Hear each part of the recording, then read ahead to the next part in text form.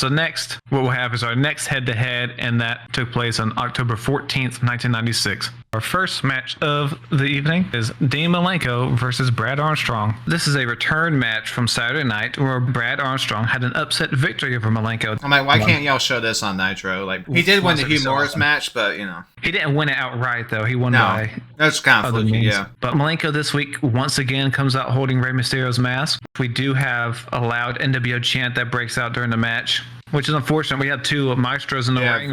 I know. I was like, this is disrespectful. Shame on y'all. Yep, shame. But during this match, Brad Armstrong hits a beautiful Russian leg sweep, which is not a sentence I thought I would say. He just hit one so good, I had to make special note of it. This is actually a pretty good match for a 5-minute match. But Malenko does win this match with a nice pinning sequence. He tricked Brad Armstrong and got him in a small package. But yeah, no, it's a good match. It's nice when Nitro starts off with a good match.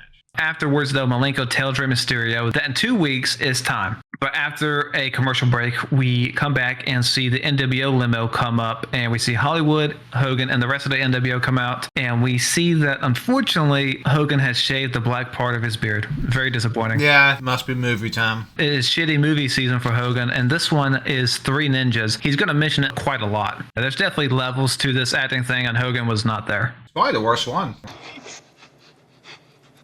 What's that smell?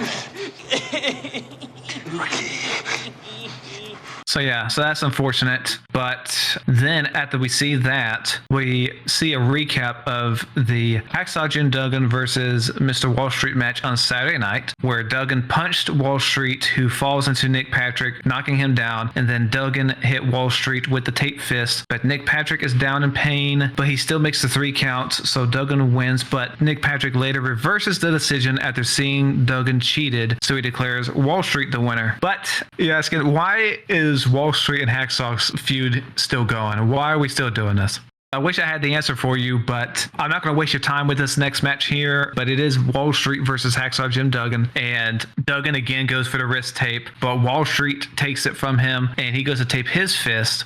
But what he doesn't see is Hacksaw getting into a 3-point stance and hitting Wall Street with a pretty good looking clothesline. It's a beautiful clothesline. And it's for the finish, so I like it. But again, the main thing is, why am I seeing this on TV again? Every single Wall Street match is the same. I mean, it's 4 minutes, 34 seconds, so it wasn't too long. What number matchup is this between them two that we've seen? This is the 3rd match, but they've been beefing for months now. And no one's cared from the start. Yeah, there always seems to be that one feud that everyone's just like, can we just end this? Anytime would be great. Let's wrap this up. But yeah, so we had that happen. Let's go and see what's happening over at Raw. We'll reopen up with Vader with Jim Cornette versus Phineas with Hillbilly Jim. As the match is going on, JR tells us that he will have an interview with Mr. Perfect later tonight, and he tells us that Vince will be returning to commentary on Raw next week. And Jim Ross tells us that he will also be at the commentary table next week. And if you remember his promo from the last show in September, JR had a lot to say about Vince, so that should be interesting with them side by side. And you can also tell that this is a taped episode because this is the same crowd we had last week. I could tell because of all the empty seats. Yeah.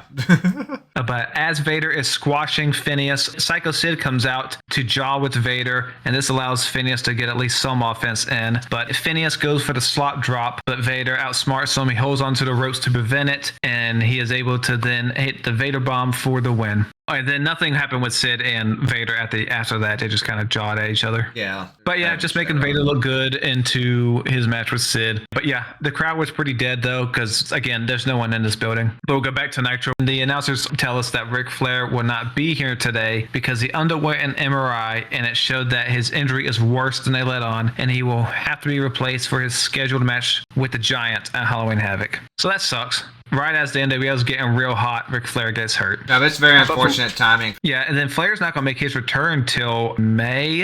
Yeah, that's a while. Pretty bad injury. Doesn't mean you won't be seeing Ric Flair's still going to pop up a lot. But it's just not the same. But we'll go back to our 3rd match, and it is Hugh Morris versus Jim Powers with Teddy Long. Tony Schiavone has this weird thing where he thanks Mr. Lawler for promoting tonight's show, and he says that Lawler will be at the flea market on Thursday. That's where the USWA had a lot of the shows around this time. I don't know why they took a shot at Jerry Lawler, but before the match starts, Teddy Long and Nick Patrick exchange some words. Teddy wants a clean reffing job tonight. We'll see if Nick Patrick can do that for him.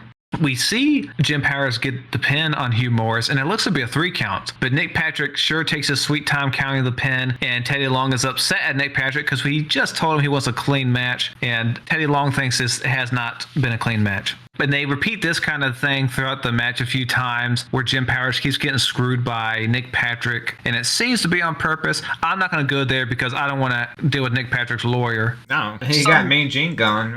Yeah, some people would say it's on purpose, not me though. But fans are not happy with Nick Patrick. They boo the shit out of him, so he's kind of the most over thing in this match. But the finish is Hugh Morris hits a beautiful no laughing matter for the win, to a huge pop from the crowd too. Most of the finishes are usually pretty nice. Yeah, this one I think he hit totally clean. Oh yeah, no, it's good. And then afterwards, Teddy Long and Nick Patrick get in each other's face, and they have a full-on shouting match, kind of like a umpire and a baseball manager do. I did like that. So, yeah, Teddy Long's had enough of this shit. Yeah, it's like every time, man. But for this match, I thought that was another good match. I think these two have pretty good chemistry together. The internet didn't seem to like this match. I don't know why. But the crowd here was into it, so they agree with me. Yeah, I thought it was fun. Well, let's go back over to Raw, see what we got here. Next, what we have is the in-ring interview with Mr. Perfect. JR asked Kurt Hennig if he is ready for his in-ring return next week, and Perfect says he does not back down from a challenge, and he will be there next week to get the job done. And he says, I always keep myself in perfect shape.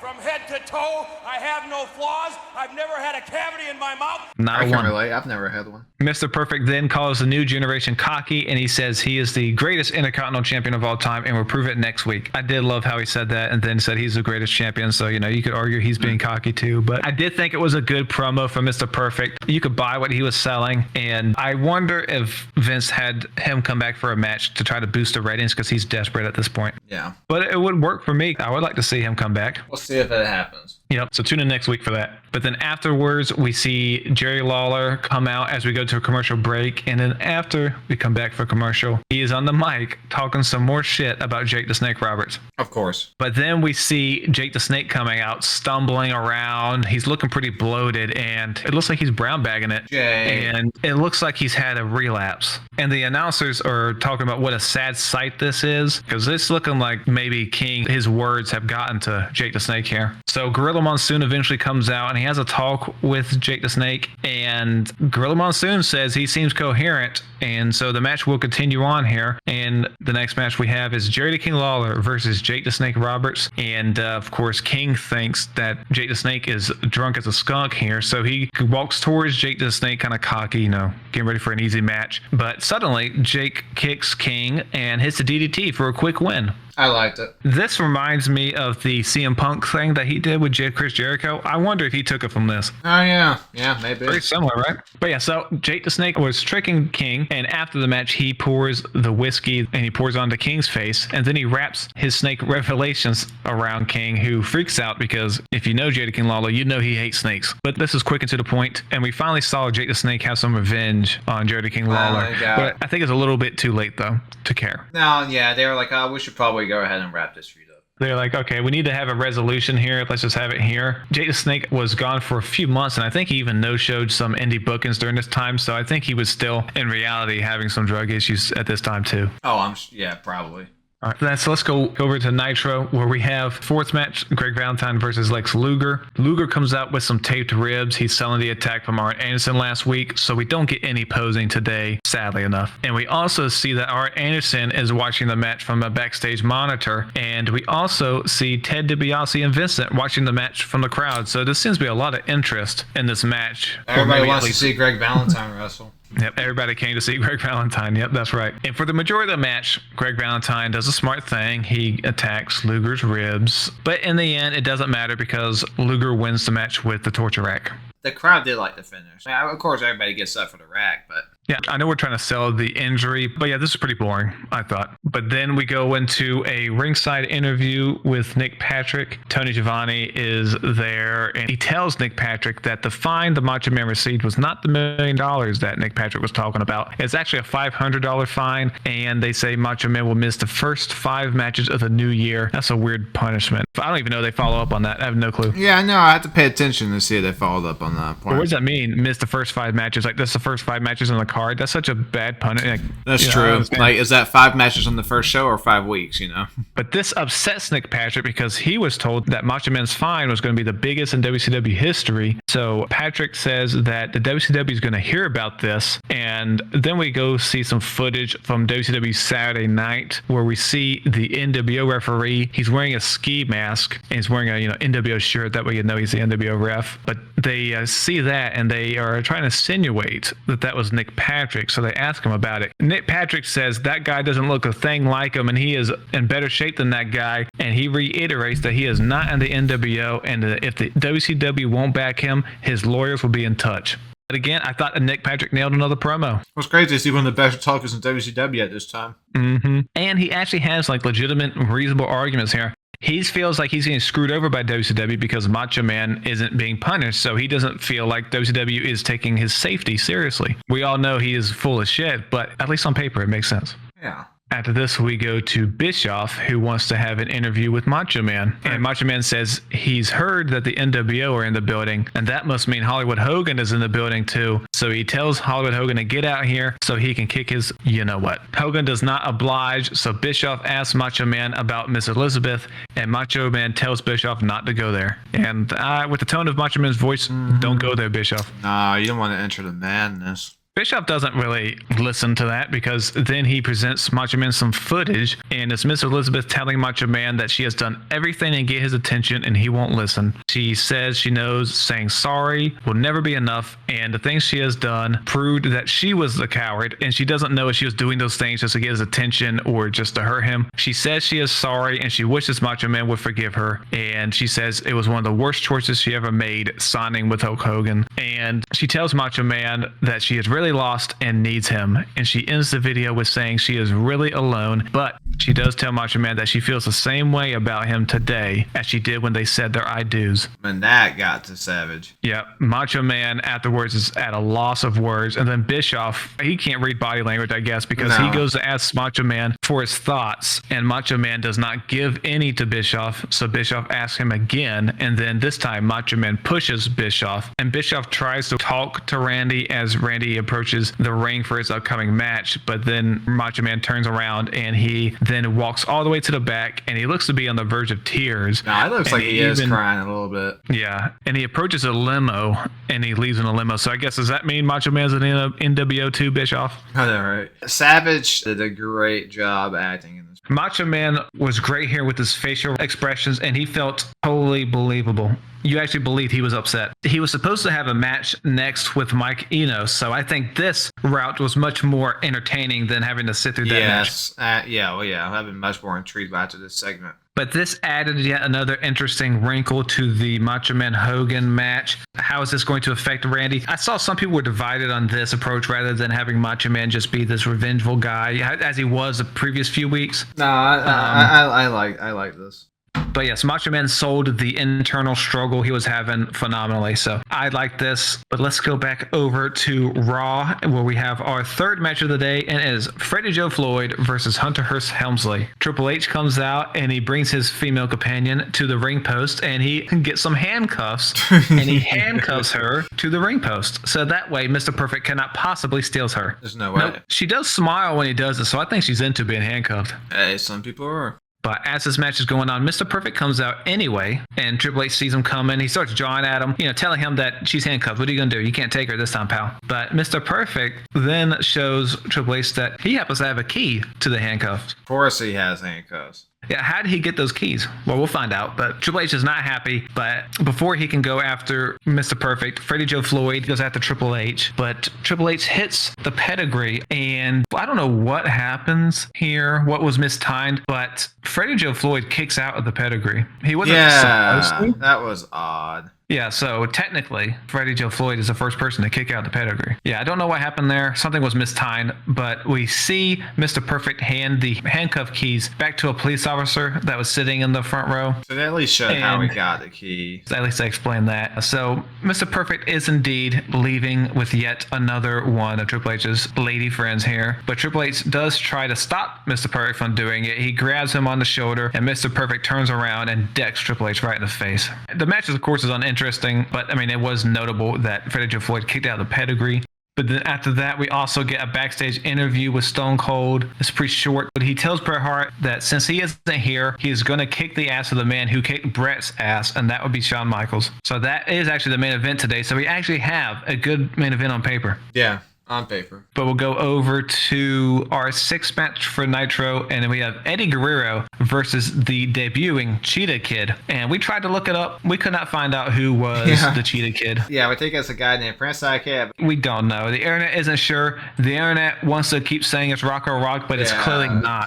But we have that here. Don't get used to hearing his name. This is the only time we see him. Yeah. He does land a nice power bomb on Eddie during this match. Yeah, he does have the nice power bomb. But that's really the only thing notable from Cheetah Kid here. I don't like that the tiger hand stuff he does. I hate that. No, yeah, okay. Right before the powerbomb, he does that little tiger hand, cheetah claw thing. Is awful. But Eddie, of course, wins this match. He hits a Frankensteiner, followed by a perfect frog splash for the win. Great frog splash. And then afterwards, Eddie Guerrero tells DDP that it is personal now. And I agree. He called you Burrito Boy last week. You can't take that. No, you can't. You can't take that line down. Eddie Guerrero also called DDP a one-move wrestler.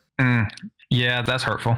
Well, let's go ahead and go to our 4th match for Raw, where we have the Pug, Alex Porto, versus Farouk Assad. Sunny is on commentary. She says she and Farouk had decided to part ways, but they are still amicable. Again, we did have it announced, I think, a week or so ago that they did split. So that was a quick union they had. I'm actually fine with them separating. I prefer it that way. It didn't fit. Yeah. And Jim Ross, he agrees with us during this match. He mocks Vince McMahon for putting Farouk in a helmet, and he's saying he's a 3-time All-American. You can't do that to him. You're damn right, Ross. Let's get the nation going here. I don't understand what Vince was thinking. No. It made no sense. Awful look. But we'll get to the finish. Farouk wins with the Dominator, but commentator Kevin Kelly calls it the Tiger Bite. So I looked it up. Apparently that was another name for the Dominator. I don't know when he used it, but Dominator is a much better name. And luckily they do quickly change it to a Dominator. But yeah, the main thing about this match was just knowing that Farouk is splitting from Sunny. And this match just made him look strong heading into the Intercontinental title rematch that he's supposed to have at In Your House. So now we will go back to Nitro, where we have Big Bubba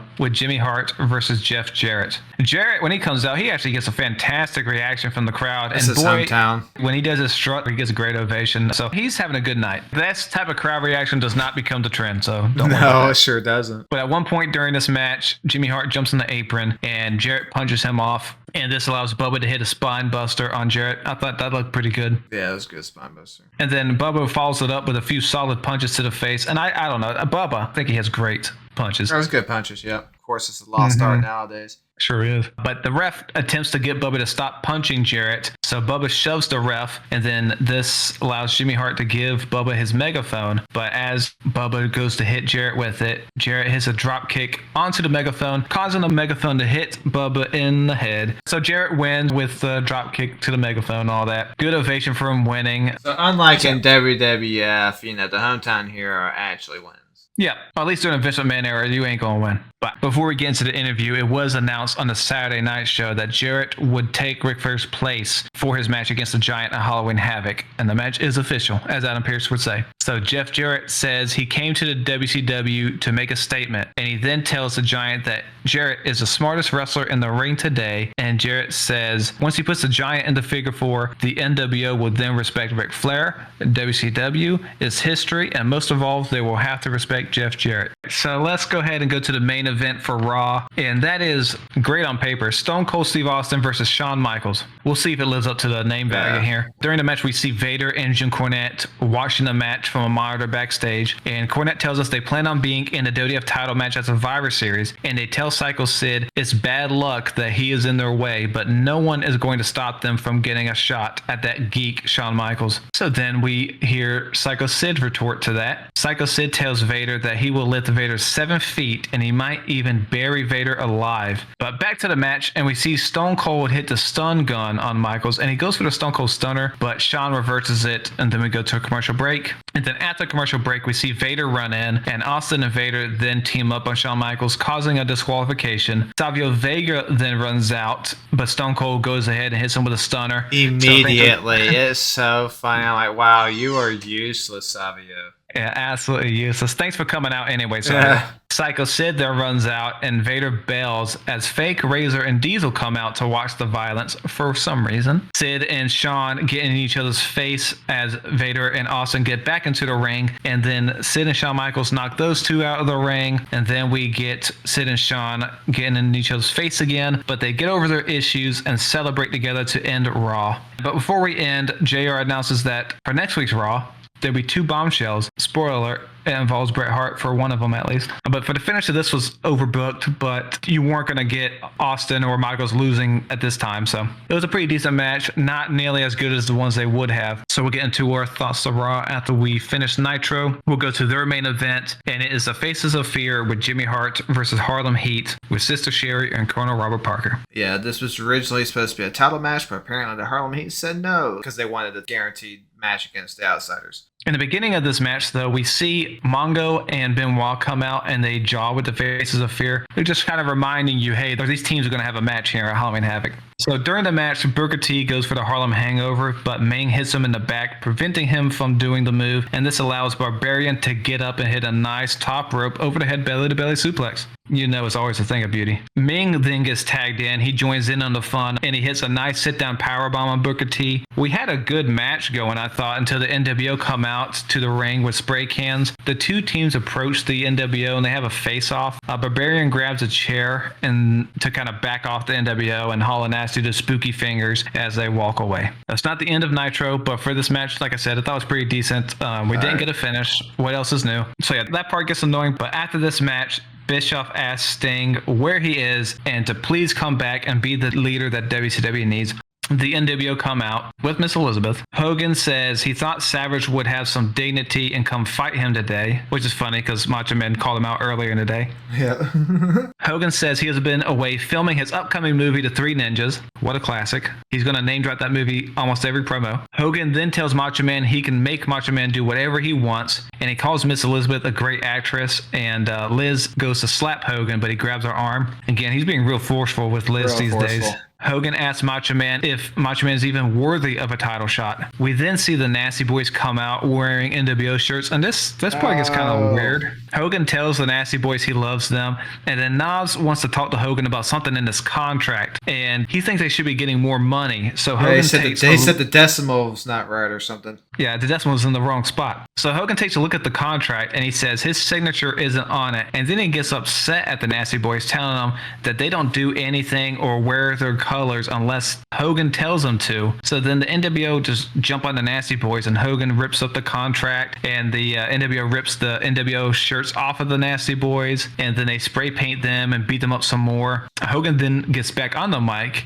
and then he tells Macho Man that what he just saw is a little bit of what he is going to do to him at Halloween Havoc. Hogan then tells the Giant to bring Miss Elizabeth to him. Hogan then tells Macho Man that he is the reason Macho Man's life fell apart, and says the reason he will remain the NWO champion is because there's a pecking order and Hogan is at the top. And Hogan then digs into Macho Man, telling him that every night she had Hogan on her mind, and after Halloween Havoc, Hogan will still be Elizabeth's man. But Hogan then wraps it up saying the NWO has taken over and he is going to go fly back to Hollywood to finish filming his instant classic, and he's going to take Miss Elizabeth with him, and he's even going to change her hairstyle. Hogan ends up telling Macho Man that the NWO owns him, and then Hall and Nash go to the announce table where they talk about the Harlem Heat, telling them that they're going to beat them from the belts. Oh yeah, and then at the end, Hogan gets up and he grabs a headset, but we don't hear a word he says because we run out of time. I'm guessing NWO went long. But decent ending to the show, just to make Hogan look like an asshole. You want to see Macho Man get revenge. The stuff with the Nasty Boys just felt so random to me. I wonder if they just knew that the Nasty Boys just weren't a fit, so they just kind of fast forwarded their exit out of the group. But Nitro ends with a recap of Macho Man watching the Miss Elizabeth video, just to remind us of his current mental status.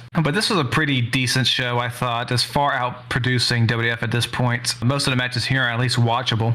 Yeah. And again, I just think they're doing a much better job building their pay-per-view. And for Raw, that was the go-home show, by the way, for Raw. And I just don't feel like we've done a great job building the card, top to bottom. In fact, I would say outside of the two matches we know of with Psycho Sid and Vader and Mankind Undertaker, we don't really know the other matches. But Vince let you do that within your houses. He didn't treat them seriously, and then you have random matches on there. Yeah. We're supposed to have 2 matches, but they changed the night of the pay-per-view. I'll get into that when we get there. But overall, WCW takes it yet again. Yep. And America thought so too. And 3.3 to 1.8. Raw Oh, lost. a 1.8 you said? 1.8. Oh. Last time Raw got a 1 was September 25th, 1995. They had a 1.9. I think 1.8 might be the lowest so far. Dang. So if the indie crowds didn't tell you, the ratings did. WWF is not doing a hot right now, but we'll see if the pay-per-view Buried Alive will turn things around.